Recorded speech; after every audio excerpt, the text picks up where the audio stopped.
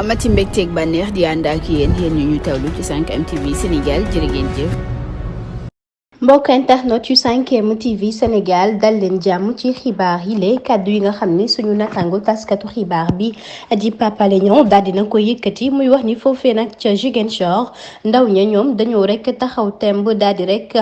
jàppale Ousmane Sonko jëm ci wàllu résistance maanaam rek bañeef bi nga xam ni ñoom taxaw nañu temb daal di rek bañ ñu noteel leen fi mu nekk nii ndax ñenn ñi sax nag ñu ngi leen di teg gët ci wàllu yoon moo waral ñu ànd ak président Ousmane Sonko ñeneen ñi itam ñoo ngi leen di rek surveiller bu baax a baax di xool seen wax ak seen dem ak seen dikk mu mel ni nag mbir moomee jaral na leen lu nekk nag ngir ñu tayle seen bakkan man sax nag man ci logique boobee laa nekk maanaam man ak ñoom ñoo yem ndax dañ ma bàyyi xel bu baax a baax waaye diaspora sénégalaise bi nekk foofee ca New York ñoom nag taxawoon nañu temb rek di ñaaw lu jëm ci dérive yi nga xam ni njiitu réew mi Macky Sall mi ngi koy daal di def ca noone tamit fukk ak juróom-ñeent ñi nga xam ni dañ cee faatu te loole nag amul benn enquête maanaam toppuñu ko nag benn yoon ak lu toll nag ci ñetti téeméer ak juróom benn fukk ak juróom ñoo xam ni fi ñu nekk nii nag ñoo ngi leen daal di tëj te sax dañuy def ab xiifal